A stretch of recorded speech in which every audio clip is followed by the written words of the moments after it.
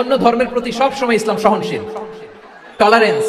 যদি আপনি দেখতে চান ইসলামের নবী বিশ্ব নবীর দিকে তাকান। আমরা তো সংখ্যালঘুদের রাইটস প্রোটেক্ট করার জন্য কত আইন বানাই, কত বৈঠক করি, কত সংবাদ সম্মেলন করি। বিষ্ণু সাল্লাল্লাহু আলাইহি ওয়াসাল্লাম সংখ্যালঘুদের রাইটস এর ব্যাপারে, অধিকারের ব্যাপারে যে কথা বলেছেন, শুনলে আপনি অবাক হয়ে যাবেন। আপনি নামাজি, আপনি মুসল্লি, আপনি হাজী সাহেব, তাহাজ্জুদ পড়তে পড়তে কপালে দাগ ফেলে দিবেন। আপনার প্রতিবেশী হিন্দু, ভাবছেন আমার তো পাওয়ার আছে, ওর জমিটা দখল করি। খবরদার। বিশ্বনবী বলেন, কোন সংখ্যালঘুর উপর যদি কেউ আক্রমণ করে, তার প্রাপ্যতাকে না দিয়ে যদি তাকে ঠকায়, তার উপর জুলুম করে, তার সম্পদ যদি কেড়ে নেয়, আমি নবী, তুমি মুসলিম হইতে পারো, মুসল্লি হইতে পারো, তার পক্ষে, তোমার বিপক্ষে আল্লাহর দরবারে বাদী হয়ে দাঁড়াবো। এখানেই শেষ নয়, বিশ্বনবী বলেন, মান কাতালা মুআহাদান, বুখারীর বর্ণনা, মান কাতালা মুআহাদান লাম ইয়ারাহ রাইহাতাল জান্নাহ। অন্যায় ভাবে কোন মুসলিম যদি কোন সংখ্যালঘুরে হত্যা করে, জান্নাতে যাওয়া তো দূরের কথা, ওই মুসলিম জান্নাতের ঘ্রাণও পাবে না। যে আল্লাহ বিশ্বাস করে আর আখিরাতে বিশ্বাস করে, সেজন্য প্রতিবেশীর সাথে ভালো আচরণ করে। প্রতিবেশী আস্তিক হোক নাস্তিক হোক, প্রতিবেশী মুমিন হোক মুশরিক হোক, প্রতিবেশী হইলেই তার সাথে ভালো আচরণের দরকার আছে না নাই? আজকে যে টপিকের উপর আমি কথা বলবো, টপিকটা হচ্ছে peaceful coexistence and communal harmony, শান্তিপূর্ণ সহাবস্থান এবং সাম্প্রদায়িক সম্প্রীতি। আমাদের বাংলাদেশে সাম্প্রদায়িক সম্প্রীতি আছে না নাই? আবহমান কাল থেকে আমরা মুসলিম, হিন্দু, বৌদ্ধ, খ্রিস্টান, পাহাড়ি, নৃগোষ্ঠী মিলেমিশে একাকার, আমরা সবাই মিলে বাংলাদেশ। আমাদের পারস্পরিক সম্প্রীতি, ভালোবাসা, সৌহার্দ্যপূর্ণ আচরণ, বোঝাপড়া, এটা বেশ মজবুত।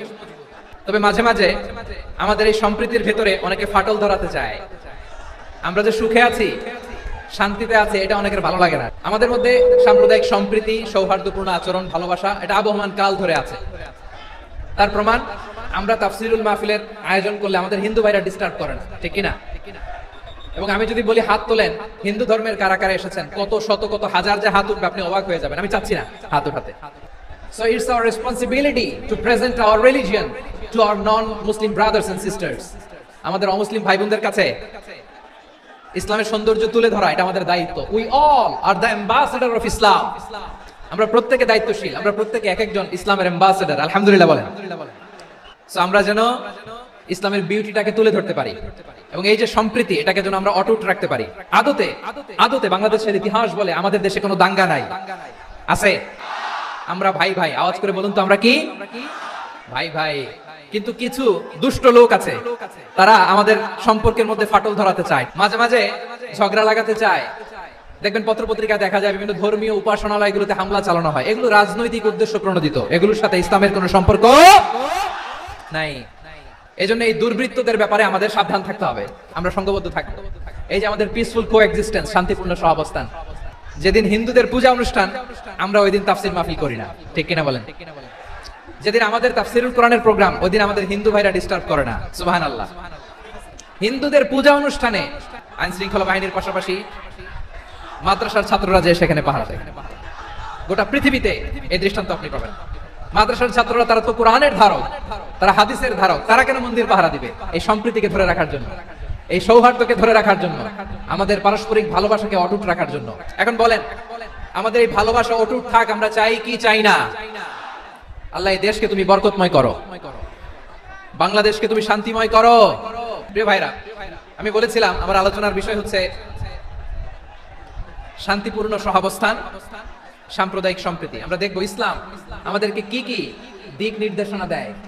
আল্লাহ রাব্বুল ইজ্জা ওয়াল জালাল তিনি ইরশাদ করছেন, ওয়ালা তাসুবুল্লাযীনা ইয়াদউনা মিন দুনিল্লাহি ফায়াসুবুল্লাহা আদওয়ান বিগাইরি ইলম কাযালিকা যায়্যান্না লিকুল্লি উম্মাতিন আমালাহুম সুম্মা ইলা রাব্বিহিম মারজিউহুম ফায়ুনাব্বিউহুম বিমা কানু ইয়ামালুন। রব্বুল আলামিন বলেন, গোলাম ও আমার ইমানদার বান্দারা, শোনো শোনো, লা তাসুবুল্লাযীনা ইয়াদউনা মিন দুনিল্লাহ ফায়াসুবুল্লাহা আদওয়ান বিগাইরি ইলম। ও আমার বিশ্বাসী বান্দারা, যারা আল্লাহকে ব্যতি রেখে দেব দেবীর পূজা করে, তোমরা খবরদার তাদের গালি দিও না। যদি ওই দেবতাদেরকে গালি দাও, তাহলে ভুলবশত, শত্রুতাবশত তারা তোমাদের রব আল্লাহকে গালি দেবে, ঠিক কিনা? তোমরা যদি তাদের দেবতাদের গালি দাও, ওরা রেগে তোমার আল্লাহরে গালি দিবে, তাহলে আল্লাহরে গালি খাওয়ানোর কারণ হয়ে গেলাম আমি। রব্বুল আলামিন বলেন, খবরদার দেবতাদেরকে গালি দিও না, তাহলে ওরা তোমার রব আল্লাহরে গালি দেবে। প্রতিটি জাতির জন্য তাদের কাজকে আমি আল্লাহ সুশোভিত করে রেখেছি, তারা সবাই একদিন আমার কাছেই ফিরে আসবে, এরপর আমি রব্বুল আলামিন তাদের আমলনামা তাদেরকে জানিয়ে দেব। সুবহানাল্লাহ পড়ে। তাহলে প্রিয় ভাইরা, ইসলাম আমাদেরকে শিখায়, সূরাতুল আনআমের 108 নম্বর আয়াত থেকে আমরা বুঝলাম কোন ধর্মকে ছোট করা যাবে না। অন্য ধর্মকে ছোট করা মানে ইসলামকে ছোট করা। আর অন্য ধর্মের দেবতাকে যদি আপনি গালি দেন, ওরা ইসলাম থেকে দূরে সরে যাবে। যাও ইসলামের প্রতি আকৃষ্ট হয়েছিল আর কোনোদিন ইসলামের ধারে কাছে আসবে না। আওয়াজ করে বলেন ঠিক কিনা? এজন্য কখনো কোনোদিন অন্য ধর্মের দেবতাদেরকে গালি দেওয়া যাবে না। অন্য ধর্মের কোন দেবতাদেরকে আমরা গালি দিব না, গালি দিব না, বরং ইসলামের beauty, the beauty of Islam, ইসলামের সৌন্দর্যকে আমরা তুলে ধরব। আমরা যদি বিশ্বনবী সাল্লাল্লাহু আলাইহি ওয়াসাল্লামের জীবনের দিকে তাকাই, তাহলে আমি দেখব বিষ্ণু ঈসা ইসলাম মক্কাতে কিংবা মদিনাতে অন্য ধর্মের লোকদের সাথে খুব পিসফুলি লাইফ লিড করেছেন। হোক মুশরিক, হোক খ্রিস্টান, হোক ইহুদি, বিশ্বনবী সবার সাথে মিলেমিশে ছিলেন। আলহামদুলিল্লাহ বলেন। ইসলাম হচ্ছে পিসফুল রিলিজিয়ন। অন্য ধর্মের প্রতি সহনশীলতার সবক ইসলাম আমাদেরকে দেয়। কিন্তু প্রতিটি মুসলিমের এটা মনে রাখতে হবে, আল্লাহর কাছে পছন্দনীয় গ্রহণযোগ্য ধর্ম, জীবনাদর্শ একটি, সেটা হচ্ছে ইসলাম। এজন্য রব্বুল আলামিন বলেন, ইন্নাদ-দীনা ইনদাল্লাহিল ইসলাম, আল্লাহর কাছে মনোনীত গ্রহণযোগ্য অ্যাকসেপ্টেড ধর্ম মতাদর্শ একটা, সেটা হলো ইসলাম। ইসলাম ছাড়া অন্য কোন ধর্ম যদি কেউ তালাশ করে, তার ওই ধর্ম আল্লাহ গ্রহণ করবে না। ومن يبتغي غير الإسلام دينا فلن يقبل منه وهو في الآخرة من الخاسرين. Whoever seek anything except Islam, that won't be accepted from him, and he will be loser in the day of judgment. কিয়ামতের দিন ইসলাম ছাড়া কেউ যদি অন্য কোনো ধর্ম তালাশ করেছে দুনিয়াতে, তার এই মতাদর্শ গ্রহণ করা হবে না, and he will be loser, ক্ষতিগ্রস্ত, হাই হাই কোম্পানির ম্যানেজার। ওর আমও শেষ, সালাহও শেষ। প্রত্যেক নামাজ শেষে আমরা আল্লাহরে বলি, আল্লাহ রাদিতু বিল্লাহি রাব্বা ওয়া বিল ইসলামি দীনা ওয়া বি মুহাম্মাদিন নাবিয়ান ওয়া রাসূলা। ও আল্লাহ, তোমারে রব হিসেবে পেয়ে আমরা খুশি। ও আল্লাহ, ইসলামকে ধর্ম হিসেবে পেয়ে আমরা খুশি। বিশ্বনবীকে আমাদের রাসূল পেয়ে আমরা খুশি। ইসলাম ছাড়া অন্য কোনো ধর্ম আমরা গ্রহণ করব না। আল্লাহর কাছে অ্যাকসেপ্টেড রিলিজিয়ন একটা, সেটা ইসলাম। তো বিশ্বনবী সাল্লাল্লাহু আলাইহি ওয়াসাল্লাম মক্কাতে কিংবা মদিনাতে খুব পিসফুলি এক্সিস্ট করেছেন, যে কোনো ধর্মের সাথে মিলেমিশে চলেছেন। তার প্রমাণ আমরা যদি রাসূল সাল্লাল্লাহু আলাইহি ওয়াসাল্লামের বায়োগ্রাফির দিকে তাকাই, তাহলে দেখব তিনি মুশরিকদের সাথে পিস ট্রিটি করেছেন, শান্তি চুক্তি, পিস ট্রিটি, পিস এগ্রিমেন্ট। আপনারা হুদাইবিয়ার সন্ধির নাম শুনেছেন? 6ষ্ঠ হিজরিতে বিষ্ণু ঈসা ইসলাম মুশরিকদের সাথে এই ট্রিটি করেছেন, চুক্তি। আমরা তো মুসলমান বসতে পারি না, আমরা দুই মুসলিম ভাই একসাথে বসে চা খেতে পারি না, গল্প করতে পারি না। বিষ্ণু ঈসা ইসলাম মুশরিকদের সাথে ট্রিটি করেছেন, হুদাইবিয়ার সন্ধি। এই সন্ধির আগে মক্কা থেকে কেউ মদিনায় যেতে পারে না, মদিনা থেকে কেউ মক্কায় যেতে পারে না। কিন্তু এই সন্ধির পরে ট্রাফিক স্বাভাবিক হয়ে গেল। মক্কার লোকেরা মদিনায় আসতে পারে, মদিনার লোকেরা মক্কায় আসতে পারে। এটাকে বলে সুলহে হুদাইবিয়া, the peace agreement of Hudaibiya, শান্তি চুক্তি। আমরা পৃথিবীতে এখন অনেক শান্তি চুক্তির নাম শুনি, এগুলো সব the piece treaty of Hudaibiya থেকে কপি করা। আল্লাহু আকবার। মক্কার পার্ট গেল, পিস এগ্রিমেন্ট করলেন, শান্তি চুক্তি। বিষ্ণু ঈসা ইসলাম মদিনায় যেয়ে কি করলেন? মদিনায় যে বিষ্ণু ঈসা ইসলাম মদিনা চার্টার করলেন, মদিনা সনদ, সাহিফাতুল মদিনা, এটার বলে মদিনা চার্টার। যে ওয়েস্টে, ইউরোপে, আমেরিকাতে তারা অনেক চার্টার করে, সব চার্টার মদিনা চার্টার থেকে কপি করা। আওয়াজ করে পড়েন সুবহানাল্লাহ। বিষ্ণু ঈসা ইসলাম মদিনায় গেলেন, মদিনাতে মুসলিম, মুশরিক, ইহুদি, এই তিন ধর্মের লোক মিলে সব স্টেক হোল্ডার যারা আছে সবাইকে নিয়ে বিষ্ণু ঈসা ইসলাম মদিনা চার্টার করলেন, মদিনা সনদ। পড়েন সুবহানাল্লাহ। শুধু তাই নয়, মক্কাতে বিশ্বনবী পিস এগ্রিমেন্ট করলেন, শান্তি চুক্তি মুশরিকদের সাথে। মদিনাতে যে বিশ্বনবী মদিনা চার্টার করলেন, মদিনা সনদ করলেন ইহুদিদের সাথে। আবার মদিনাতে বিশ্বনবী ইহুদিদের সাথে পিস ডায়ালগ করলেন, ইন্টারফেথ ডায়ালগ করলেন, আন্তধর্মীয় সংলাপ করলেন, যেই সংলাপের মূল ভিত্তি ছিল তাওহীদ।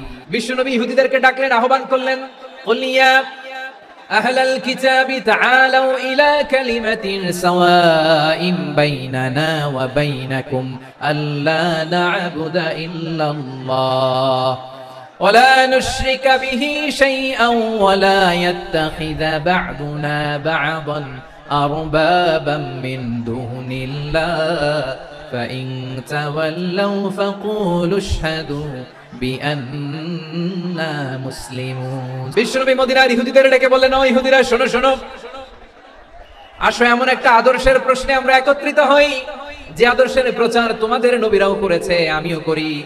যে আদর্শের কথা তোমাদের পবিত্র ধর্মগ্রন্থগুলোতে আছে, আমার কোরআনেও আছে, সেটা হলো তাওহীদ। আমরা এক আল্লাহ ছাড়া কারো ইবাদত করব না, আল্লাহর সাথে কাউরে শরীক করব না, আল্লাহ ছাড়া কাউরে রব মানব না। পড়েন সুবহানাল্লাহ। তাহলে আমার প্রিয় লালমনিরহাটের ভাইরা, মদিনাতে যেয়ে তিনি মদিনা চার্টার করলেন, মদিনা সনদ, পিস ডায়ালগ করলেন, শান্তির সংলাপ, ইন্টারফেথ ডায়ালগ করলেন, আন্তধর্মীয় সংলাপ, যার ভিত্তি ছিল তাওহীদ। তাহলে অন্য ধর্মের প্রতি সব সময় ইসলাম সহনশীল, টলারেন্স। যদি আপনি দেখতে চান ইসলামের নবী বিশ্ব নবীর দিকে তাকান, ঠিক কিনা বলেন? আমরা তো সংখ্যালঘুদের রাইটস প্রোটেক্ট করার জন্য কত আইন বানাই, কত বৈঠক করি, কত সংবাদ সম্মেলন করি। বিশ্বনবী সাল্লাল্লাহু আলাইহি ওয়াসাল্লাম সংখ্যালঘুদের রাইটস এর ব্যাপারে, অধিকারের ব্যাপারে যে কথা বলেছেন, শুনলে আপনি অবাক হয়ে যাবেন।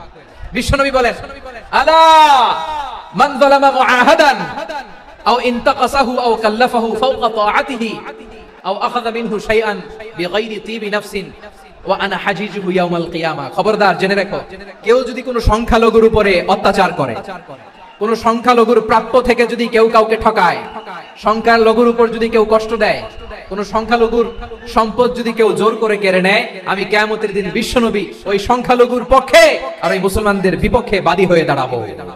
আল্লাহু আকবার। আপনি নামাজি, আপনি মুসল্লি, আপনি হাজী সাহেব, তাহাজ্জুদ পড়তে পড়তে কপালে দাগ ফেলে দিবেন, আপনার প্রতিবেশী হিন্দু, ভাবছেন আমার তো পাওয়ার আছে, ওর জমিটা দখল করি। বিশ্বনবী বলেন, কিয়ামতের দিন ওই হিন্দুর পক্ষে তোর বিরুদ্ধে আমি বাদী হয়ে দাঁড়াবো। পৃথিবীর কোন ধর্মে এরকম স্টেটমেন্ট পাবেন? পাবেন? আপনি ভাবছেন আপনি নামাজ পড়লে, হাজী সাহেব কপালে দাগ ফেলাই দিলে আপনি সেলসেলায় জান্নাতে চলে যাবেন না? খবরদার।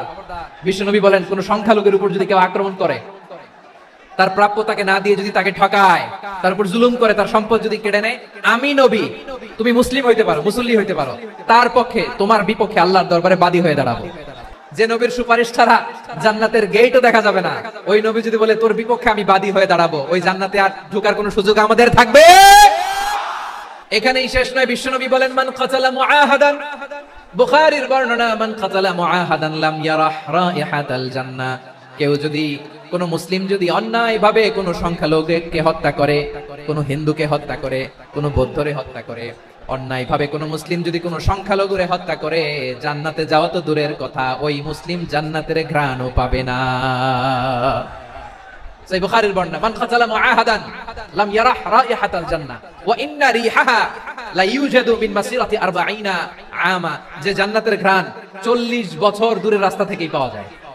সুবহানাল্লাহ। পড়ে এত দূরে থাকতেই জান্নাতের ঘ্রাণ আপনার নাকে এসে ধাক্কা মারবে। বিশ্বনবী বলেন, যে ব্যক্তি কোন সংখ্যালঘুকে হত্যা করে, জান্নাতে তো ঢুকতে পারবেই না, জান্নাতের ঘ্রাণও তার নাকে লাগবে না। পড়েন নাউযুবিল্লাহ। তাহলে সংখ্যালঘুদের ব্যাপারে ইসলামে অধিকার দেয়া আছে না নাই? এখানেই শেষ না। বিষ্ণু ইসলাম আপনার অমুসলিম প্রতিবেশীর সাথে ভালো আচরণ করতে বলেছে। আমাদের হয় না, এটা মুসলিম পাড়া, ওটা বৌদ্ধ পাড়া, হয় না? অনেক সময় হয় না, এটা আমাদের মুসলিম পাড়া, ওইটা হিন্দু পাড়া, এরকম আছে না নাই? হিন্দু যদি আপনার প্রতিবেশী হয়, কি করবেন? ওরে কষ্ট দিবেন নাকি? কেন? ও তো হিন্দু, ও তো আমার আল্লাহরে ডাকে না, ওরে কষ্ট দিলে জায়েজ হবে না? খবরদার।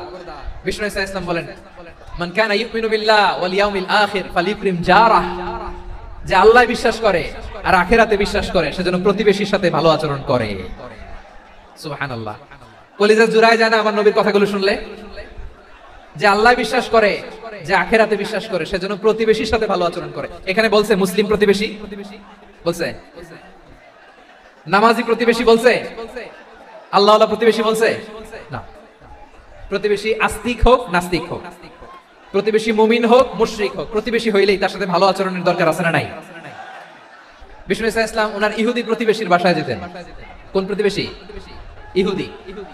এক ইহুদি কিশোর বিষ্ণু ইসলামের খেদমত করতে, ইহুদি ছেলে আমার নবীর খেদমত করতো, তারা ছিল নবীর প্রতিবেশী। তো অনেকদিন হয় ইহুদি ছেলেটা আসে না। বিষ্ণু খোঁজ দিলেন, ঘটনা কি? একটা ইহুদি ছেলে না আমার খেদমতে আসতো, ছেলেটা কই? খোঁজ নিয়ে জানলেন ছেলেটা অসুস্থ। বিষ্ণু ইসলাম ওই ইহুদির বাড়িতে চলে গেলেন ওই ছেলেটাকে দেখা করার জন্য, ভিজিট করার জন্য। সুবহানাল্লাহ পড়বেন না? গেলেন। যে দেখে ইহুদি ছেলেটা মুমূর্ষ, জান যায় যায় ভাব, বিছানায় পড়ে আছে, তার বাবা দাঁড়ানো। বিশ্বনবী তার মাথার পাশে বসলেন, মাথায় হাত বুলিয়ে দিলেন, আর ছেলেটাকে বললেন আসলিম, হে ইহুদি ছেলে আসলিম, ইসলাম ধর্ম গ্রহণ করো।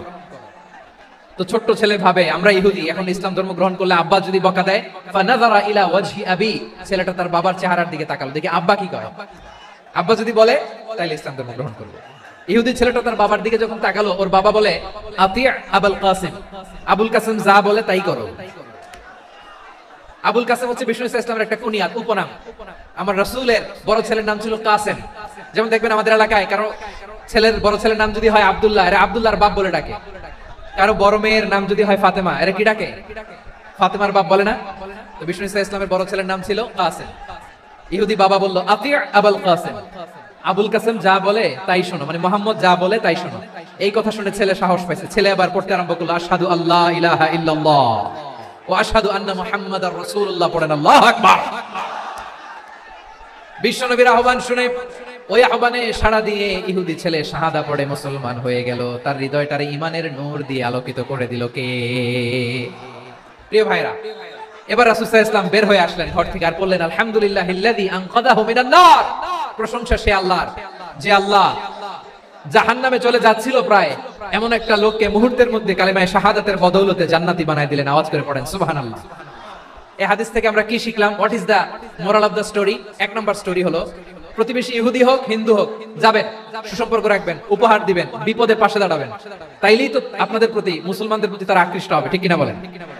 আপনি যদি হিন্দুদের সাথে বৌদ্ধদের সাথে নাই মিশেন, নাস্তিকের কাছে নাই যান, তো ইসলামের সৌন্দর্যটা ওরা বুঝবে কেমনে? আমার অনেক হিন্দু পরিচিত ভাই আছে, ওরা আমাদের ইফতারির প্রোগ্রামে এসে একসাথে ইফতারি করে। অনেক মদখোর আমার সাথে বসে একসাথে ডিনার করে, হাফ প্যান্ট পরা, গলায় স্বর্ণের চেইন, হাতে স্বর্ণের ব্রেসলেট, আয়েশা আমার সাথে ডিনার করছে, আছে এরকম। গাঁজাখোর, আমি বলে আসো, welcome, welcome to my dinner, আসো বসো। বসলেই তো আমি ওর ডিএনএ, চিন্তার ডিএনএ চেঞ্জ করে দেওয়ার সুযোগ পাবো, চিল্লায় বলো ঠিক কিনা? আসতে হবে আমার কাছে। The door of Islam is open 24/7. সব সময় আমাদের ইসলামের দরজা আমার অমুসলিম ভাইদের জন্য খোলা আছে না নাই?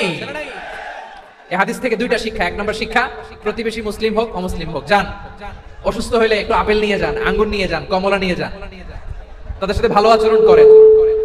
ইসলামের বিউটি দেখে, সৌন্দর্য দেখে অবাক হবে, নসিব ভালো হলে কোনোদিন কালিমা পড়ে মুসলমান হয়ে যাবে।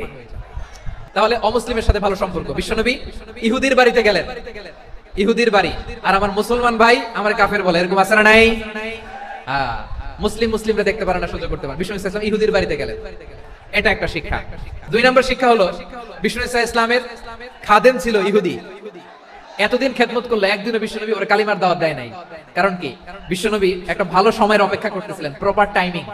দাঈর কাজ হচ্ছে দাঈ, দাঈ ইলাল্লাহ, সে হচ্ছে সুযোগ সন্ধানী। দাঈ সুযোগ খোঁজে, কখন দাওয়া দিলে ব্যাটে বলে হবে, ঝোপ বুঝে কোপ মারে, ঠিক কিনা বলেন? বিষ্ণু ইসলাম ভালো সময়ের অপেক্ষা করতেছিলেন, দেখি ভালো সময় আসুক আসুক আসুক আসুক। আস্তে আস্তে এমন সময় আসছে, ছেলে এবার মুমূর্ষ। অসুস্থ ব্যক্তির হৃদয় অত্যন্ত নরম থাকে, হসপিটালে যখন কেউ যায় তার হৃদয়টা বড্ড নরম থাকে, মৃত্যুর ভয়ে তার অন্তরটা নরম থাকে, ঠিক কিনা বলেন? এই প্রপার টাইমিং এর অপেক্ষা করতেছিলেন। যখনই টাইমিং পেয়েছেন, দাওয়াত দিলেন, পড়ো লা ইলাহা ইল্লাল্লাহ, সুবহানাল্লাহ পড়েন সবাই। তাহলে ইসলাম অমুসলিম প্রতিবেশীর সাথে ভালো আচরণ করতে বলে। ইসলাম অমুসলিম মাতা পিতার সাথেও ভালো আচরণ করতে বলে। মাতা পিতা যদি অমুসলিম হয়, তারা ফেলে দিতে পারবেন? অনেক হিন্দু ছেলে আমাদের হাতে শাহাদা পড়ে মুসলিম হয়, কিন্তু ওর মা মুসলমান হয় নাই, বাবাও হয় নাই, এরকম আছে না নাই? তো ও হয়েছে মুসলিম, মা বাপ হিন্দু, এখন মা বাপ কি বাদ?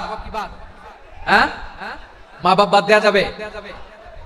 যেই মা আপনার 9 মাস 8 মাস পেটে ধারণ করলো, আপনার মায়ের নার ছেঁড়া ধন, আপনি ওই মারে বাদ দিতে পারবেন? যে মায়ের বুকের তাজা দুধ খেয়ে আপনি আজকে বাড়ন্ত তাজা তরতাজা, ওই মারে বাদ দেয়া যাবে? মায়ের এক ধারে দুধের দাম, কাটিয়া গায়ের চাম, পাপুষ বানাইলে ঋণের শোধ হবে না, এমন দরদি ভাবে কেউ হবে না আমার মাহা গো। মায়ের এক ধারে দুধের দাম, কাটিয়া গায়ের চাম, পাপুষ বানাইলে ঋণের শোধ হবে না, এমন দরদি ভাবে কেউ হবে না আমার মাহা গো। মাকে তো বাদ দেওয়া যায় না, وقضى ربك ألا تعبدوا إلا إياه وبالوالدين إحسانا আল্লাহ বলে অবধারিত দুইটা ভার্ডিক্ট তোমাদের জন্য, এক আল্লাহর ইবাদত করবা আর মা বাবার প্রতি ইহসান করবা। আদেশটা কার? মা বাবার প্রতি ইহসান করতে হবে। আমার মা হিন্দু হোক ভালো আচরণ করতে হবে, বৌদ্ধ হোক ভালো আচরণ করতে হবে। আমার যে সমস্ত হিন্দু ভাইরা মুসলিম হয়েছে, তোমাদের মা বাবা এখনো মুসলমান হয়নি, তাদের সাথে ভালো আচরণ করতে হবে। আপনাদের খেদমত নিজে করতে হবে অথবা খেদমতের ব্যবস্থা করাই দিতে হবে। মান্থলি যে খরচ লাগে এটা দিতে হবে। আরে তুমি এখন মুসলিম, তোমার মা বাবা হিন্দু, এখনই তো সুযোগ ইসলামের সৌন্দর্য দেখানো। এখন মা বাবা যদি দেখে আরে এটা হিন্দু থাকতে তো বদমাইশ ছিল, বেয়াদব ছিল, কি এমন ধর্ম সে গ্রহণ করলো যেটা গ্রহণের সাথে সাথে সে পাল্টে গেল, নসিব ভালো হলে তারাও কালিমা পড়ে মুসলমান হয়ে যাবে। বিষ্ণু ইসা ইসলামের স্ত্রীর নাম ছিল আয়েশা রাদিয়াল্লাহু তাআলা আনহা, আবু বকর রাদিয়াল্লাহু তাআলা আনহুর মেয়ে। আবু বকর রাদিয়াল্লাহু তাআলা আনহুর আরেক মেয়ের নাম হচ্ছে আসমা। দুজনই আবু বকর রাদিয়াল্লাহু তাআলা আনহুর মেয়ে। আসমা আর আয়েশা দুজন বোন, এক মায়ের নাম, বাবা এক মা দুজন। আয়েশা রাদিয়াল্লাহু তাআলা আনহার মায়ের নাম উম্মে রুমান আর আসমা রাদিয়াল্লাহু তাআলা আনহার মায়ের নাম কুতাইলা বিনতে আব্দুল উজ্জা। আবু বকর রাদিয়াল্লাহু তাআলা আনহু 4টা বিয়ে করেছিলেন। তো একই ঘটনা ঘটেছে এই ফ্যামিলিতে। আসমা ইসলাম ধর্ম গ্রহণ করে মুসলিমা, কিন্তু তার মা কুতাইলা মুশরিকা। তার মানে মেয়ে মুসলিম, মা অমুসলিম, ভেজাল আছে না নাই? কিন্তু কুতাইলা আর ধৈর্য ধারণ করতে পারে না। নার ছেড়া ধন, কলিজার টুকরা ধন, কলিজার টুকরা সন্তান আসমারে দেখতে বড্ড মন চায়। সাইয়েদনা আসমা রাদিয়াল্লাহু তাআলা আনহা মক্কা থেকে হিজরত করে মদিনায় চলে গেলেন হুদাইবিয়ার পর। যখন মক্কা মদিনার ট্রাফিক স্বাভাবিক হলো, মক্কার লোক মদিনায় যায়, মদিনার লোক মক্কায় আসে। কুতাইলা কলিজার টুকরা সন্তান আসমারে দেখার জন্য কিছু উপহার নিয়ে বিশাল মরুপথ পাড়ি দিয়ে মক্কা থেকে মদিনায় যায়। সুবহানাল্লাহ বলেন। এখন মা আসছে মেয়ের সাথে দেখা করতে, মেয়ে তো আর দেখা দেয় না। মেয়ে ভাবছে আমার মা তো মুশরিকা, অপবিত্রা, তার সাথে কি দেখা দেয়া যাবে? বিশ্বনবীর দরবারে চলে গেলেন। কি সৌভাগ্যবান ছিল তারা, মাসলা জানার দরকার হলেই নবীর দরবারে চলে যেত। ঘরে বউয়ের সাথে ঝগড়া হলে নবীর দরবারে চলে যেত। অনেক সাহাবী বলে আমার পেটে ক্ষুধা লাগলো আমি নবীর কাছে চলে যেতাম, কারণ নবীর চেহারার দিকে তাকালেই আমার পেটের ক্ষুধা মিটে যেত। সাইয়েদনা আসমা রাদিয়াল্লাহু তাআলা আনহা বিশ্বনবীর কাছে চলে গেলেন, যে বললেন ইয়া রাসূলুল্লাহ ইয়া হাবিবাল্লাহ ইন্না উম্মি কাদিমাতুন ইলাইয়া ওয়া হিয়া রাগিবা। আমার মা মক্কা থেকে অনেক দূর মরুর পথ পাড়ি দিয়ে উপহার সামগ্রী নিয়ে মদিনায় আমার সাথে দেখা করতে এসেছে গো নবী। আমার জানতে বড্ড ইচ্ছে হয় আমি আমার মুশরিকা দেখা করতে পারবো কিনা। আফা আসিলুহা, আগে যেমনি আমি আমার মায়ের সাথে ভালো আচরণ করতাম, যেমনি আমি আমার মায়ের সাথে সদাচরণ করতাম গো নবী, এখন আমি মুসলিমা, মা মুশরিকা, এখনো কি আগের মতো সদাচরণ করতে পারবো নাকি? বিশ্বনবী বললেন নাম সিলিহা, হ্যাঁ রে আসমা, অবশ্যই অবশ্যই, আগে ঠিক যেমন তুমি তোমার মায়ের সাথে ভালো আচরণ করতে, এখনো তেমনি আগের মতো ভালো আচরণ করবা। কি ইসলাম আমরা পেয়েছি! কত ব্রড মাইন্ডেড আমাদের ইসলাম, কত ওপেন মাইন্ডেড ইসলাম, কত ওপেন আপ করতে পারে, চিন্তা করতে পারেন। বিষ্ণু বলেন হ্যাঁ অবশ্যই, নাম সুলিহা, আগে যেমনি ভালো আচরণ করছো আসমা, এখন ওইরকমই করো, পারলে আরো বাড়াই করো। তাহলে আমার যে হিন্দু ভাইরা, হিন্দু বোনেরা, ইমানের দৌলতে আপনি ধন্য হয়েছেন, আপনার আম্মা আব্বা এখনো মুসলমান হয় নাই, তাদের জন্য দোয়া করেন আল্লাহ যেন তাদেরকেও ইমানের দৌলত দান করে। এখন বলেন ইসলাম কি ন্যারো মাইন্ডেড রিলিজিয়ান না ব্রড মাইন্ডেড? কতটা ব্রড মাইন্ডেড দেখেন। বিশ্বনবী সাল্লাল্লাহু আলাইহি সাল্লাম অমুসলিমরা যদি নবীকে উপহার দিত, ওই উপহারও বিশ্বনবী গ্রহণ করতেন। সুবহানাল্লাহ পড়েন। আপনার অমুসলিম বন্ধু যদি উপহার দেয় সেটাও আপনি নিতে পারবেন, যেটা নেওয়া জায়েজ। কিন্তু আপনার বন্ধু যদি আপনার মদের বোতল দেয়, নিতে পারবেন না? হালাল যে কোনো জিনিস নিতে পারবেন। বিশ্বনবী সাল্লাল্লাহু আলাইহি সাল্লাম অমুসলিমদের দেয়া হাদিয়া গ্রহণ করতেন। কেমন নবী ছিলেন? আমার নবীরে চিনে নেন, আমার নবীর অ্যাটিটিউড জেনে নেন। বিষ্ণু ইসলাম যখন কোন জনপদে যেতেন, 3টা অপশন নিয়ে যেতেন। 1 নাম্বার অপশন আসলিম তাসলাম। নতুন এলাকায় গেলে বলতেন আসলিম তাসলাম, ইসলাম ধর্ম গ্রহণ করো, শান্তিতে থাকবা, আমার ভাই হয়ে যাবে, আমরা ভাই ভাই, ইসলাম মানো, আমরা ভাই ভাই। যদি বলে না ইসলাম মানবো না, ওকে, অপশন নাম্বার 2, মুসলিম হওয়ার দরকার নাই, লা ইকরাহা ফিদ্দিন, ইসলামে কোনো বাড়াবাড়ি নাই।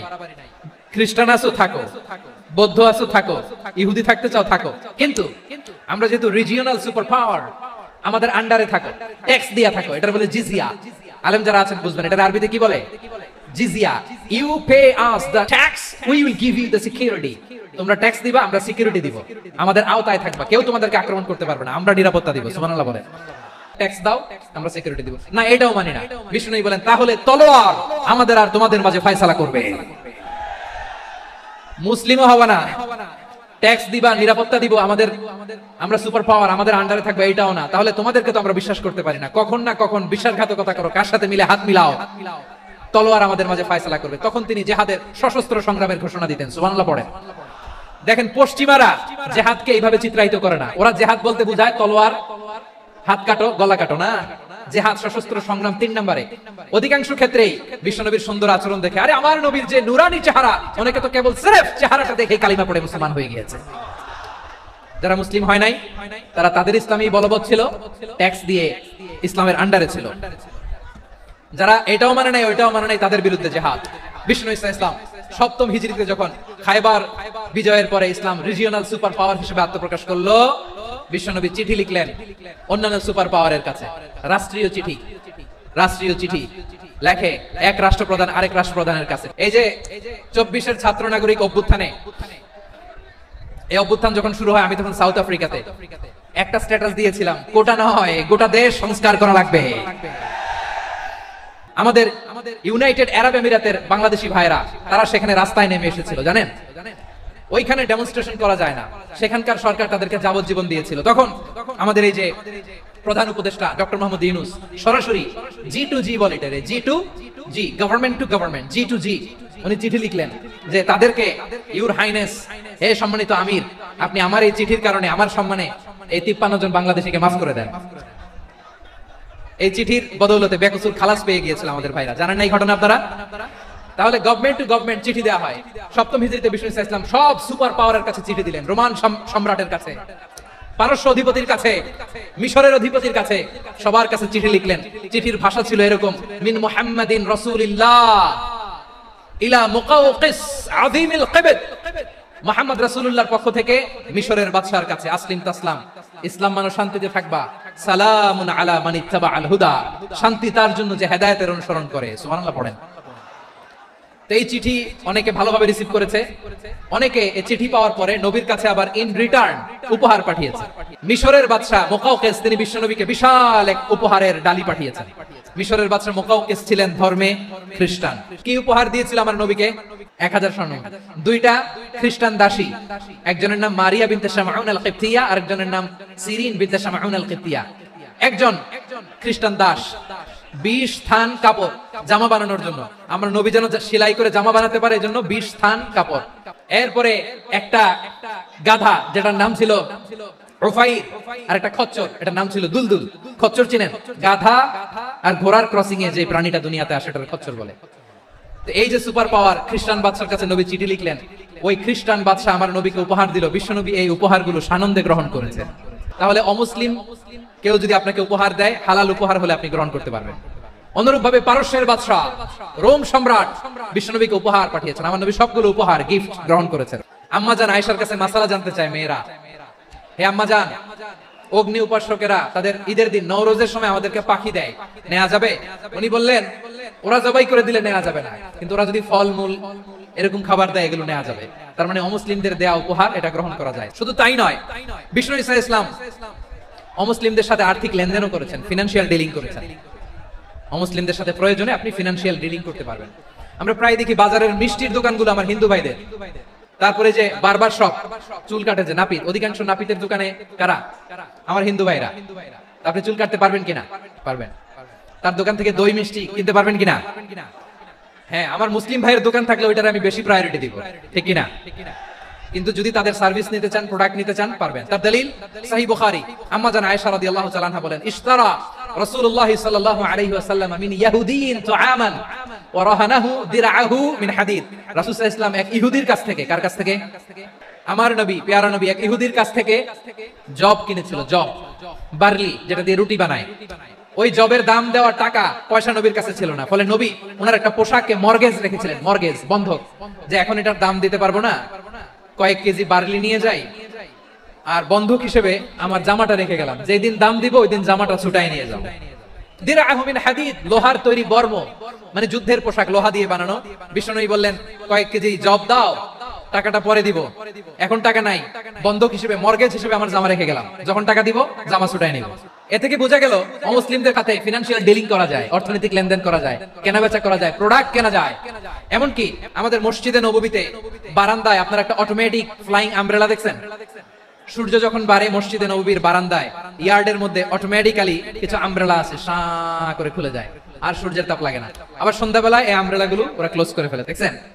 এই মসজিদে নববীকে সর্বোচ্চ উন্নত মানের কনস্ট্রাকশন ইনফ্রাস্ট্রাকচার ডেভেলপ করার জন্য কর্তৃপক্ষ কিছু অমুসলিম ইঞ্জিনিয়ারের ডিজাইনারের সহায়তা নিয়েছিল। সুবহানাল্লাহ বলেন।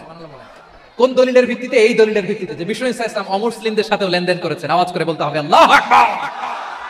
শুধু তাই নয়, ইন কেস অফ ইমার্জেন্সি, প্রয়োজনে ইসলামের খাতিরে ইসলামকে সামনের দিকে এগিয়ে নিয়ে যাওয়ার জন্য অমুসলিমদের সাপোর্ট নেওয়া জায়েজ আছে।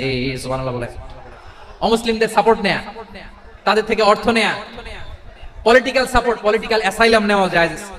আমাদের অনেক বিশ্ববরেণ্য দায়ীরা আমেরিকায় অস্থায়ীভাবে অ্যাসাইলাম নিয়ে থাকে, নিজের দেশে গেলে ফাঁসিতে ঝুলাই দিবে। যুগ যুগ ধরে দায়ীদের উপর এরকম অত্যাচার আর নির্যাতন আছে না নাই? মিশরের অনেক দায়ীরা পাশ্চাত্যে যেয়ে থাকে, এই যে তারা পলিটিক্যাল অ্যাসাইলাম নিয়ে থাকে, রাজনৈতিক আশ্রয়, এটা জায়েজ আছে না? এটা যে জায়েজ আছে তার প্রমাণ স্বয়ং বিশ্বনবী সাল্লাল্লাহু আলাইহি ওয়াসাল্লাম পলিটিক্যাল সাপোর্ট নিয়েছিলেন অমুসলিমদের কাছ থেকে। আমার ভাইরা, বিশ্বনবীর বয়স তখন প্রায় 51 বছর। কত বছর?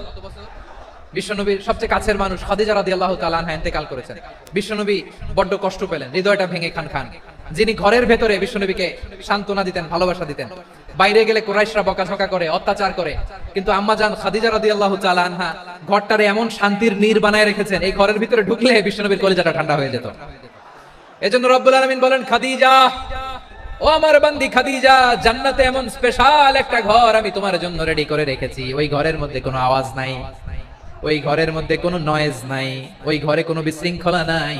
কারণ মক্কার জমিনে আমার নবী কুরাইশদের বিশৃঙ্খলা, নয়েজ আর ঝামেলাগুলোকে উপেক্ষা করে যখন তোমার ঘরের ভিতরে ঢুকতো, ঘরটারে তুমি শান্তির নীড়, ঠান্ডা, নীরব, নিস্তব্ধ, নিঝুম আর শান্তির নীড় বানিয়ে রেখেছো। এজন্য জান্নাতে স্পেশাল একটা শান্তির নীড় আমি তোমারে উপহার দেব। ওই প্রিয়তমা স্ত্রী খাদিজা ইন্তেকাল করলেন, বিশ্বনবীর হৃদয় ভেঙে খান খান। আবার ওনার চাচা আবু তালেব ইন্তেকাল করলেন, যিনি পলিটিক্যাল শেল্টার দিতেন নবীকে। আবু তালেবের ভয়ে, বিশ্বনবীর এই চাচার ভয়ে কোনো মুশরিক নবীর গায়ে হাত দেওয়ার সাহস পায় নাই। এখন স্ত্রীও নাই, চাচাও নাই, নবীকে আশ্রয় দেওয়ার কেউ নাই, নবীর চারদিকে অন্ধকার। নবী এখন কই যাবেন? আমার পেয়ারা নবী নতুন স্টেশন খুঁজতেছেন, নতুন দাওয়াতি প্ল্যাটফর্ম খুঁজতেছেন। তিনি যায়েদ বিন হারেসা রাদিয়াল্লাহু তাআলা আনহুকে নিয়ে মক্কার পাশের একটা নেইবরিং সিটি তায়েফে চলে গেলেন দিনের দাওয়াত দেওয়ার জন্য। নাকি জমি কিনতে গেছিলেন? দুনিয়ার যশ খ্যাতির জন্য? নিজের কোনো লাভের জন্য? তায়েফবাসীদেরকে জাহান্নামের আগুন থেকে বাঁচানোর জন্য। আওয়াজ করে বলতে হবে ঠিক কিনা? বিশ্বনবী বিশাল মরুপথ, পাহাড়ি পথ পাড়ি দিয়ে তায়েফের মরুজমিনে গেলেন কোরআনের দাওয়াত নিয়ে, ইমানের দাওয়াত নিয়ে। কিন্তু তায়েফের লোকেরা বিশ্বনবীর দাওয়াতকে শুধু প্রত্যাখ্যান করেই থামে নাই, তারা বিশ্বনবীর সাথে অত্যন্ত খারাপ আচরণ করেছে, বিশ্বনবীকে শারীরিকভাবে হেনস্থা করেছে, আমার নবীকে শারীরিকভাবে অত্যাচার করেছে, আমার পেয়ারা নবীর গায়ে পাথর মেরেছে, বিশ্বনবীর গা বেয়ে ঝরঝর করে রক্ত ঝরেছে, নবী জামিনের মধ্যে লুটিয়ে পড়েছেন, আবার মেরেছে, আবার নবী হাঁটতে শুরু করলেন, পেছন থেকে আবার মেরেছে, আবার নবী রক্তাক্ত হয়ে জামিনের মধ্যে লুটিয়ে পড়লেন, আবার মেরেছে। বিশ্বনবীর মতো এত সুশ্রী মানব, বিশ্বনবীর মতো এত শুভ্র মানব, বিশ্বনবীর মতো এমন চমৎকার দেহাবয়ব দিয়ে রব্বুল আলামিন কাউকে বানান নাই। এরকম চমৎকার মানুষটাকে তারা তায়েফের ওই জমিনে রক্তাক্ত করেছে। বিশ্বনবী দুনিয়ার কোনো স্বার্থের জন্য সেখানে যান নাই, নিজের কোনো লাভের জন্য, প্রাপ্তির জন্য যান নাই, তায়েফবাসীদের জাহান্নামের আগুন থেকে বাঁচাতে গিয়েছেন। খেয়ে না খেয়ে দ্বীন প্রচারের কাজে নিজেকে দিয়েছো বিলিয়ে, তায়েফের কাফিরেরা চিনল না সে আলো, দুষ্ট ছেলেদের পিছু দিল লেলিয়ে, পাথরের আঘাতে ক্ষত বিক্ষত হয়ে সারা শরীর থেকে রক্ত ঝরে। হে রাসূল তোমাকে ভুলি আমি কেমন করে, হে রাসূল তোমাকে ভুলি আমি কেমন করে। পারেন না আপনারা?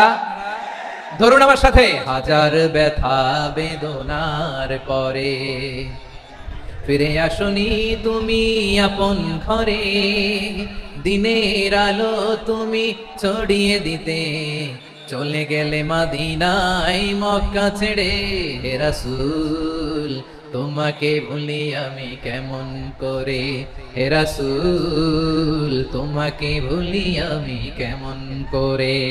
প্রিয় ভাইরা, তায়েফের ছেলেরা নবীকে রক্তাক্ত করলো। আমার নবী কই যাবে? কই যাবে? মক্কায় জায়গা নাই, তায়েফে জায়গা নাই। তায়েফ থেকে ভারাক্রান্ত মন নিয়ে আমার নবী মক্কায় ফিরে আসলেন। বিশ্ব নবী মক্কায় ঢুকতে পারেন না। মক্কার মরুভূমির দিকে তাকিয়ে, উপত্যকার দিকে তাকিয়ে বিশ্বনবী ধা ধা করে কাঁদেন, ঝরঝর করে। নবীর চেহারা মুবারক থেকে চোখের পানিগুলো বেয়ে বেয়ে পড়ে। আমার জন্মস্থান, আমার শৈশব, কৈশোর, যৌবন কেটেছে এই মক্কায়।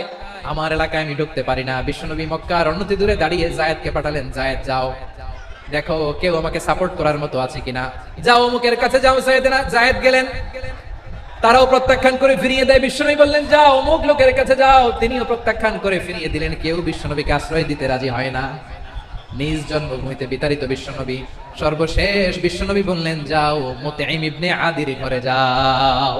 মুতঈম ইবনে আদি মুশরিক, তার কাছে যাও। গেলেন, মুতঈম ইবনে আদি রাজি হয়ে গেল। দেখেন, অনেক বিপদের সময় আমি নিজে সাক্ষী, সামাজিক ভাবে, রাজনৈতিক ভাবে কত ঝঞ্ঝা, কত ষড়যন্ত্র, কত কনস্পাইরেসি পারি দিয়ে আমাদেরকে সামনে এগিয়ে যেতে হয়। এই শত্রুদের ভেতরেও একজনকে দাঁড় করিয়ে দেয় যে আল্লাহর কোরআনের জন্য রেডি হয়ে যায়। করেন সুবহানাল্লাহ। মুতঈম ইবনে আদি, আল্লাহ তার মনকে নরম করে দিলেন। মুতঈম বলে, মুহাম্মদ আমি তোমাকে আশ্রয় দিব। তার দুই ছেলেকে পাঠালেন, যাও খোলা তলোয়ার নিয়ে, স্কট দিয়ে, গার্ড অফ অনার দিয়ে মোহাম্মদকে মক্কায় ঢুকাও আর বলো আমি আমান দেব। আমান কি দিব? আমান মানে সিকিউরিটি, নিরাপত্তা। সিকিউরিটি ছাড়া, আমান দেওয়া ছাড়া কেউ থাকতে পারতো না মক্কায়। দুই ছেলে বিষ্ণু ইসা ইসলামকে নিয়ে আসলো। নবী কাবার চারদিকে তাওয়াফ করলেন, নামাজ পড়লেন। আবু জাহেল, উতবা, শাইবা, ওয়ালিদ ইবনে মুগীরা সবাই দেখে, কেউ কিছু করতে পারে না। কারণ মুতঈম ইবনে আদি ঘোষণা দিয়েছেন আমি মুহাম্মদকে আমান দিয়েছি, মুহাম্মদের গায়ে যেন কেউ স্পর্শ না করে। আওয়াজ করে পড়েন সুবহানাল্লাহ। নবীর এই বিপদকালে মুহূর্তে মুতঈমের হৃদয়টারে নরম করে দিল কে? এই মুতঈম কি মুসলিম ছিল না মুশরিক? তাহলে মুশরিকের কাছ থেকে নবী পলিটিক্যাল অ্যাসাইলাম, আধুনিক রাষ্ট্রবিজ্ঞানের ভাষায় পলিটিক্যাল অ্যাসাইলাম যেটাকে বলে, রাজনৈতিক আশ্রয়। ওনার আমান বা নিরাপত্তার এই ঘোষণায় তিনি মক্কায় ঢুকলেন। যতদিন নিরাপত্তা ছিল ছিলেন। মুতঈম যখন মারা গেল, বিষ্ণু ইসা ইসলাম হিজরত করে মদিনায় চলে গেলেন। সুবহানাল্লাহ। কিন্তু মুতঈম যে বিশ্বনবীর উপকার করছে এটা বিশ্বনবী বলে নাই। আমাদের অনেকে আছে উপকার করার পরে আর খেয়াল থাকে না, এরকম আছে না নাই? আমার নবী বলে নাই। বদরের প্রান্তরে 70 জন কাফেরকে যখন বন্দী করে বিশ্বনবীর সামনে হাঁটু গেড়ে দাঁড় করানো হলো, বসানো হলো, 70 জন কাফের। কয়জন? বিশ্বনবী তাদের দিকে তাকিয়ে বললেন, সহিহ বুখারীর বর্ণনা, লাউ কানাল মুতঈম ইবনে আদি হাইয়ান সুম্মা কাল্লামানি হাউলা ইন্নাতনা লা তারাকতুহুম লাহু। বদরের প্রান্তরে 70 জন বন্দী কাফিরের দিকে তাকিয়ে আমার নবী বললেন, আজকে মুতঈম ইবনে আদি যদি বেঁচে থাকতো আর তোমাদের 70 জনের ব্যাপারে যদি মুতঈম এক বাক্যে একটা সুপারিশ করত, তার সম্মানে আজকে তোদের সবাইকে আমি মাফ করে দিতাম। বিশ্বনবী মুতঈমের এই সাহায্যের কথা বলে নাই। 70 জন মুশরিক হাঁটু গেড়ে বসা, নবী চাইলে এখনই এক্সিকিউশন অর্ডার দিতে পারে। তিনি বললেন, আজকে যদি মুতঈম বেঁচে থাকতো আর মুতঈম যদি তোদের জন্য সুপারিশ করতে, এই আবর্জনাগুলোর ব্যাপারে সুপারিশ করতে, আমি মুহূর্তেই তোদেরকে এমনি মাফ করে দিতাম। শুধু তাই নয়, যাকে যে সম্মান দেয়ার আমার নবী দিতেন, হোক আস্তিক হোক নাস্তিক, হোক মুসলিম হোক অমুসলিম। রোমান সম্রাটের কাছে বিশ্বনবী যখন চিঠি লিখলেন, মিন মুহাম্মদ রাসূলুল্লাহ ইলা হিরাকলা আযীমের রোম। মুহাম্মদের পক্ষ থেকে হিরাক্লিয়াসের কাছে, যিনি হচ্ছেন আযীমের রোম। এটা নবী নিজ থেকে বানায় লিখছেন অতিরিক্ত সম্মান দিয়ে। কোন রাষ্ট্রপ্রধান যখন আসে তাদেরকে আমরা কি বলি জানেন? তার নামের শেষে HE এটা লিখতে হয়, H.E. মানে হিজ এক্সেলেন্সি। কি লেখে? হিজ এক্সেলেন্সি অথবা ইউর হাইনেস, ইউর ম্যাজেস্টি। দেখেন, বিশ্বনবী সাল্লাল্লাহু আলাইহি ওয়াসাল্লাম সব নবীদেরও নবী। তিনি একজন মুশরিক খ্রিস্টান সম্রাট, রোমান সম্রাটের কাছে চিঠি লিখতে যায়, লিখতেছে ইলা হিরাকলা আযীমের রোম। হিরাক্লিয়াসের কাছে আমার চিঠি, যিনি রোমের আযীম, হিজ হাইনেস মানে রোমের অনেক সম্মানিত এক বাহাদুর। আওয়াজ করে বলেন সুবহানাল্লাহ। তার মানে যাকে যে সম্মান দেয়ার এটা বিশ্বনবী দিতেন। এমনকি যে ইহুদিরা ভালো ছিল, এই ইহুদিদেরও প্রশংসা করেছেন বিশ্বনবী মুহাম্মদুর রাসূলুল্লাহ সাল্লাল্লাহু আলাইহি ওয়াসাল্লাম। এক ইহুদির প্রশংসা করেছেন বিশ্বনবী। ইহুদি কার? আমি তো আমার ভাইয়ের প্রশংসা করি না, আমি তো এক আলেম আরেক আলেমরে স্পেস দেই না, আমি তো এক দায়ী আরেক দায়ীর সাথে বসতে চাই না। আমার নবী ইহুদির প্রশংসা করে। কার প্রশংসা? ওই ইহুদির নাম ছিল মুখাইরিক। সিরাত গ্রন্থ ঘাটলে পাবেন। তিনি বলেছেন মুখাইরিক খায়রু ইয়াহুদ, Mukhairiq is the best of the Jews. জুইশদের মধ্যে সে সবচেয়ে ভালো। কেন প্রশংসা করলেন তার? এর কারণ মদিনা চার্টারে কথা ছিল সব ধর্মের মুসলিম মুশরিক ইহুদিরা মিলে মদিনাকে রক্ষা করবে। কিন্তু তৃতীয় হিজরিতে যখন উহুদের যুদ্ধ শুরু হলো, সবার কথা ছিল যেই আক্রমণ করে আমরা মদিনাকে বাঁচাবো। কোন শহরকে বাঁচাবো? মদিনাকে। কিন্তু কুরাইশরা যখন অ্যাটাক করলো, ইহুদিরা আর আসে না, ইহুদিরা আর বেরোয় না।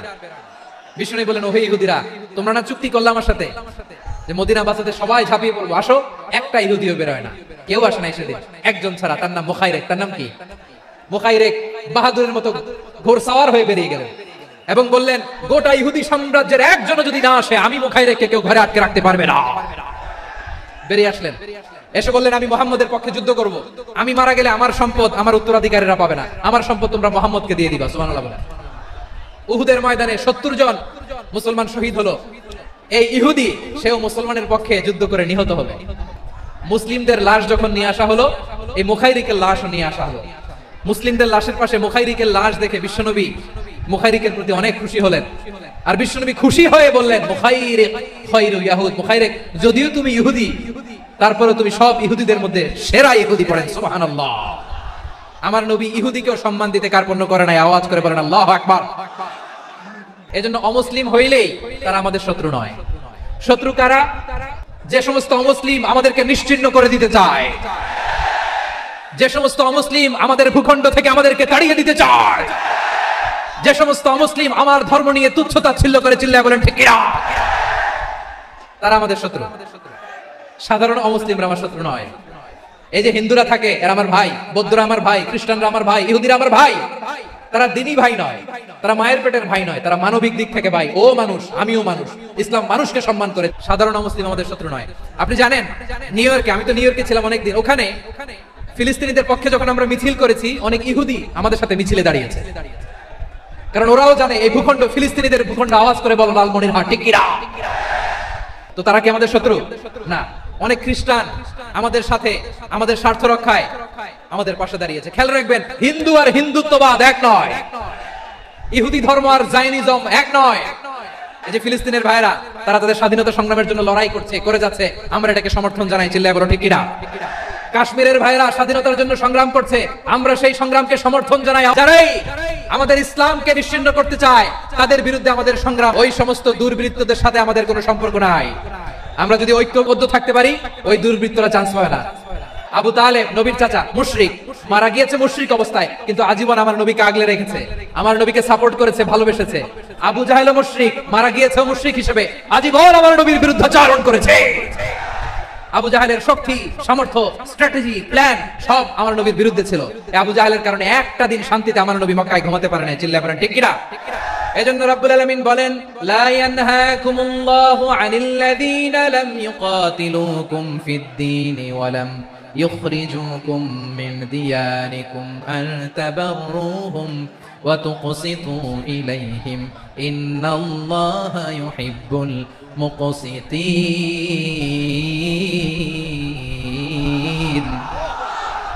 আল্লাহ বলে, গোলামেরা শোনো শোনো, যে সমস্ত অমুসলিম তোমাদের সাথে ধর্মযুদ্ধে লিপ্ত হয় না, তোমাদের বিরুদ্ধে যে সমস্ত অমুসলিম অস্ত্র ধরে না, যে সমস্ত অমুসলিম তোমাদেরকে তোমাদের জন্মস্থান থেকে ভূখণ্ড থেকে তাড়িয়ে দেয় না, তাদের সাথে ভালো আচরণ করতে আমি আল্লাহ নিষেধ করি নাই।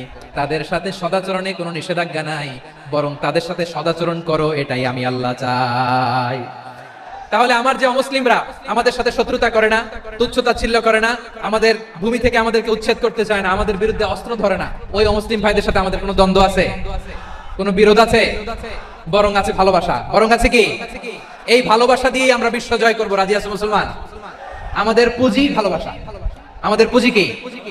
আমার এই পুরো আলোচনা থেকে দা রিলিজিয়াস কোএক্সিস্টেন্স, পিসফুল কোএক্সিস্টেন্স, শান্তিপূর্ণ সহাবস্থান, কমিউনাল হারমোনি, এই সাম্প্রদায়িক সম্প্রীতি, এই আলোচনা থেকে কি বুঝলেন? ইসলাম কি ন্যারো মাইন্ডেড না ব্রড মাইন্ডেড? এই ব্রড মাইন্ডেড হৃদয় নিয়ে ভালোবাসা দিয়ে আমরা বিশ্ব জয় করতে চাই। রাজি আছেন? আল্লাহ কবুল করুক। আমরা সবাই পড়ি আমিন। আমার প্রিয় মায়েরা, বোনেরা, আপনাদের জন্য একটা হাদিস বলে শেষ করব। বিশ্বনবী বলেন, আমার মায়েরা খেয়াল করে শুনুন, বিশ্বনবী আপনাদের উদ্দেশ্য করে বলেন, আল মারআতু ইযা সাল্লাত খামসাহা ওয়া সামাত শাহরাহা হাফিজাত ফুরুজাহা আতাআত বা'লাহা ফালতাদখুল মিন আইয়ি আবওয়াবিল জান্নাতি শাআত। বিশ্বনবী আপনাদেরকে 4টা কাজের কথা বলেছেন, খুব বেশি না। 4টা করলে 8 জান্নাতের দরজা সব খোলা। কোনটা দিয়ে যাবেন? যেটা দিয়ে মনে চায়। 1 নাম্বার 5 ওয়াক্ত নামাজ। আমার বোনেরা জোহরের নামাজ পড়তে পড়তে এটা আসরে নিয়ে যায়, আসর পড়তে পড়তে মাগরিবে নিয়ে যায়, এরকম আসরে নাই? আমার বোনেরা এটা করবেন না। ইন্নাস সালাতা কানাত আলাল মুমিনিনা কিতাবাম মাওকুতা, সময় মতো পড়বেন। সামাত শাহরা, রমাদানের রোজাগুলো রাখবেন। হাফিজাত ফুরুজাহা, যে নারী তার চরিত্রকে হেফাজত করে, তার প্রাইভেট হেফাজত করে, তার লজ্জাস্থান হেফাজত করে। ও মায়েরা, আপনার এই গর্ভ যে কত দামি আপনি জানেন না। আপনার এই গর্ভ থেকে জন্মাবে আগামীর সালাহুদ্দিন আল আইয়ুবী।